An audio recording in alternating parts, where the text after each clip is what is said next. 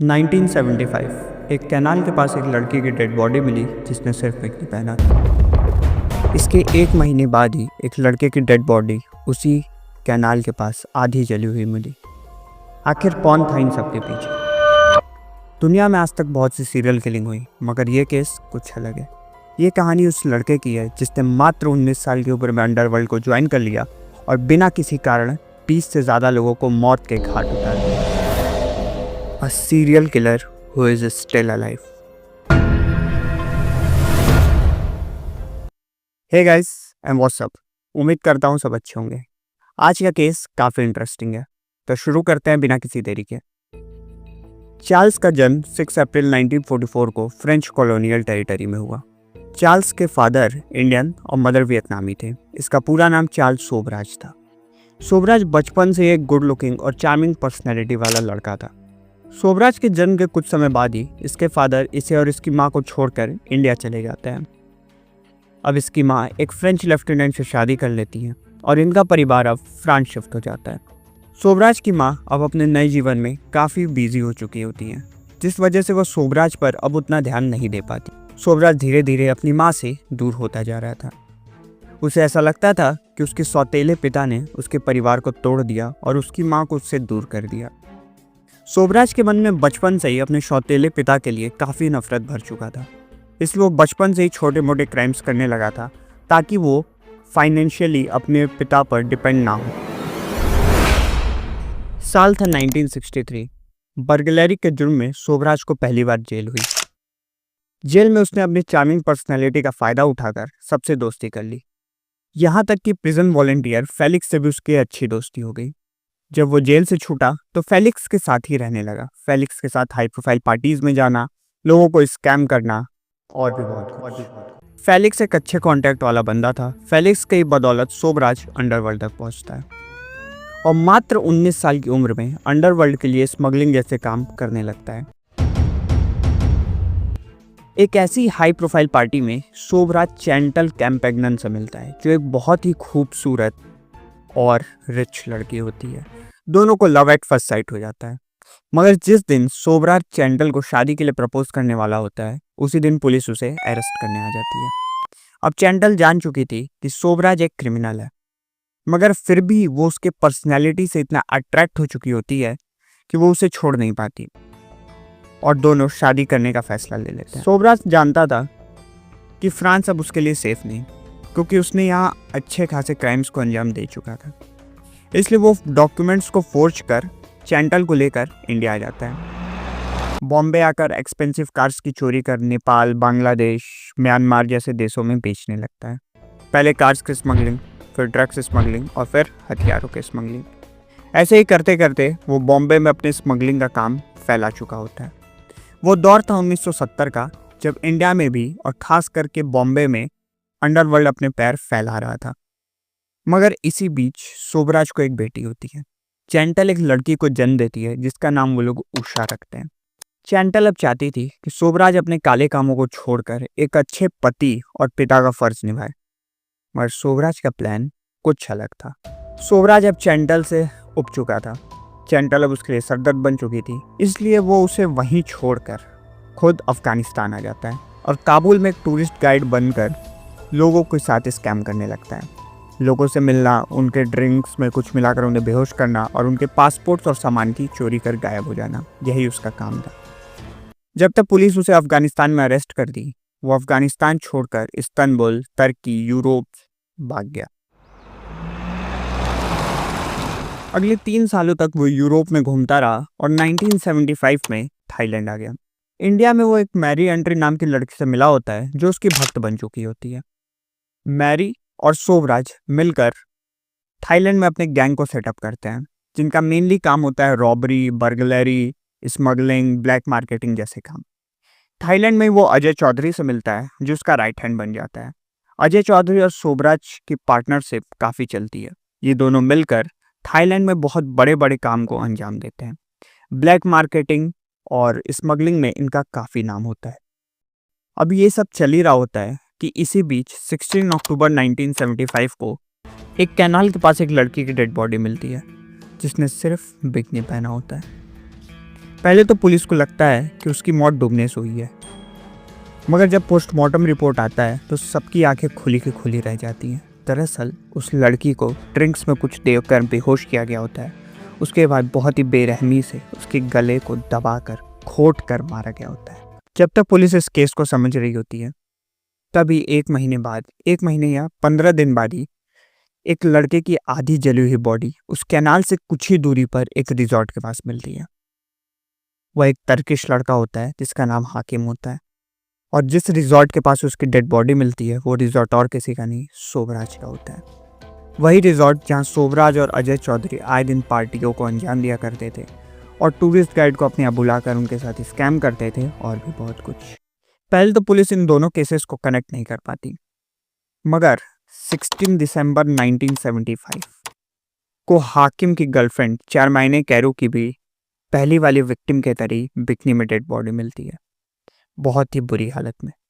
जब पुलिस इन सारे डॉट्स को कनेक्ट करती है तो उन्हें एक ही नाम नजर आता है, वो है Charles Sobhraj, the bikini killer Charles Sobhraj. मगर पुलिस जब तक शोभराज को अरेस्ट करने पहुंचती, शोभराज नेपाल भाग चुका होता है। नेपाल जाकर काठमांडू में टूरिस्ट गाइड बनकर वही लोगों को स्कैम करना चालू। अब नेपाल में ही वो 2 टूरिस्ट से मिलता है, जिसमें एक कैनेडियन और एक अमेरिकन होता है। तीनों की आपस में अच्छी खासी दोस्ती हो जाती है और वो दोनों टूरिस्ट अपने होटल पर शोभराज को इनवाइट करते हैं। शोभराज जाता है, पहले तो काफ़ी इंजॉय करता है और फिर इनके ड्रिंक्स में ड्रग्स मिलाकर इन्हें दे देता है। जब वो दोनों बेहोश हो जाते हैं तो शोभराज उनकी सामान की चोरी करने लगता है, मगर इसी बीच वो अमेरिकन टूरिस्ट जाग जाता है और शोभराज को रंगे हाथों पकड़ लेता है। अब शोभराज जानता था कि अगर वो इन दोनों टूरिस्ट को छोड़ देता तो वो उसे हवालात तक पहुंचा देते, इसलिए शोभराज उन दोनों को उसी रूम में मार कर छोड़ देता है और खुद वापस थाईलैंड आकर अंडरग्राउंड हो जाता है। लेकिन ये जो नेपाल में सीरियल किलिंग हुई होती है, इसके बारे में उसके गैंग मेंबर्स को भी पता चल चुका होता है। दरअसल शोभराज अपने काम के बारे में अपने गैंग मेंबर्स को नहीं बताता था, उन्हें वो बस गैंग्स चलाने के लिए रखा हुआ था। दरअसल वो जो भी मर्डर सीरियल किलिंग ये सब करता था उसके बारे में उसके गैंग मेंबर्स को नहीं पता था। लेकिन ये नेपाल वाले केस के बारे में जैसे ही उसके गैंग मेंबर्स को पता चला, वो शोभराज से अब बगावत करना चाहते थे। मगर शोभराज के गैंग में लोग आते तो अपनी मर्जी से थे, लेकिन जाते शोभराज की मर्जी से। और उन्हें पता था कि जो इंसान लड़कियों को इतनी बेरहमी से मार रहा है, वो अपने ही लोगों को जब उससे बगावत करेंगे तो उनका क्या हाल करेगा। इस वजह से उसके गैंग मेंबर्स में 3-4 लोग प्लान करते हैं शोभराज का लोकेशन लोकल पुलिस को बताकर वो फॉरेन भाग जाएंगे। ऐसा ही होता भी है। मगर पुलिस जब तक शोभराज तक पहुंचती, शोभराज अपने कॉन्टैक्ट्स के बदौलत अजय चौधरी को लेकर बांग्लादेश के रास्ते इंडिया आ जाता है। इंडिया से फिर तुर्की, इस्तांबुल, यूरोप के कई देशों में वो दोनों घूमकर अपने क्राइम्स को अंजाम देते हैं। जब पुलिस उन्हें अरेस्ट करने पहुंचती, वो कंट्री छोड़कर दूसरी कंट्री छोड़कर तीसरी कंट्री भागते रहते थे। काफ़ी अच्छा खासा उनका नाम हो चुका था। साउथ ईस्ट एशिया, यूरोप, इन सब जगहों पे उन्होंने अपने क्राइम को काफ़ी अंजाम दिया था। मगर 1977 में शोभराज को आखिरकार इंडिया में अरेस्ट कर लिया जाता है।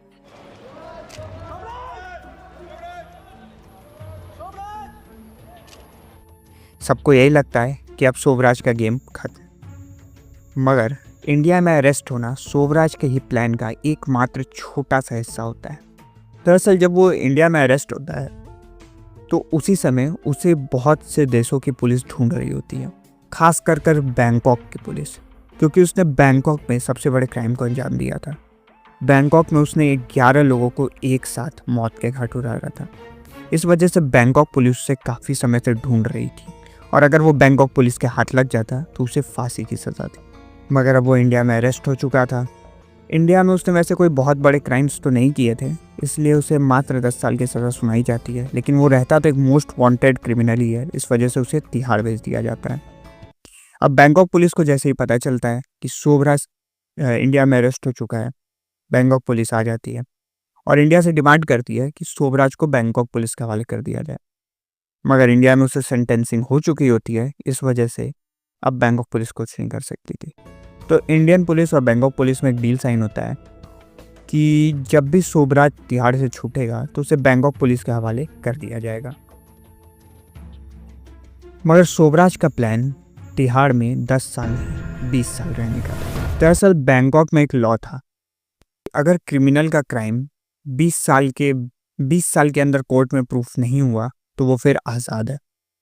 इसलिए शोभराज इंडिया में 10 नहीं 20 सालों तक रहना चाहता था। शोभराज की सज़ा के अब आखिरी साल चल रहा था, मतलब उसने 9 साल की सज़ा काट चुकी होती है और ये उसके आखिरी साल चल रहा होता है। अभी तक शोभराज ने जेल में सबसे दोस्ती कर ली होती है, कैदियों से, बावर्चियों से, स्टाफ मेंबर से, यहाँ तक कि जेलर से भी उसकी अच्छी खासी दोस्ती हो चुकी होती है।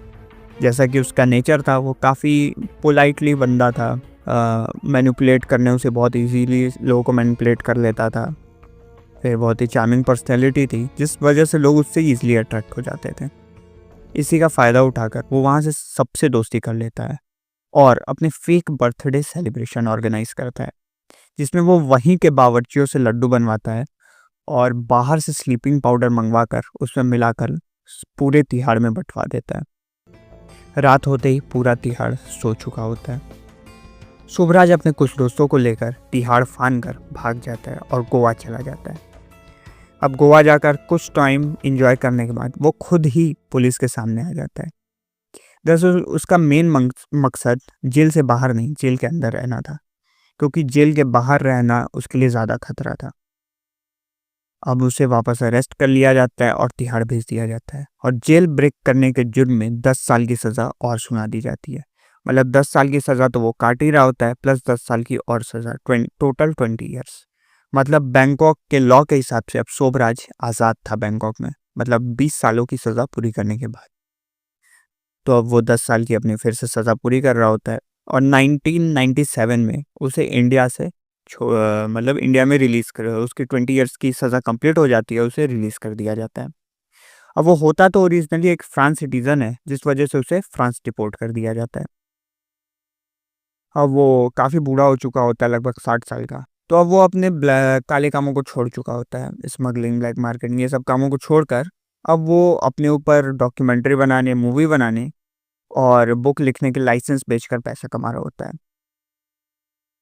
अच्छा खासा पैसा कमाने के बाद वर्ल्ड ट्रिप ऑर्गेनाइज करता है, जिसमें वो 2003 में नेपाल पहुंच जाता है।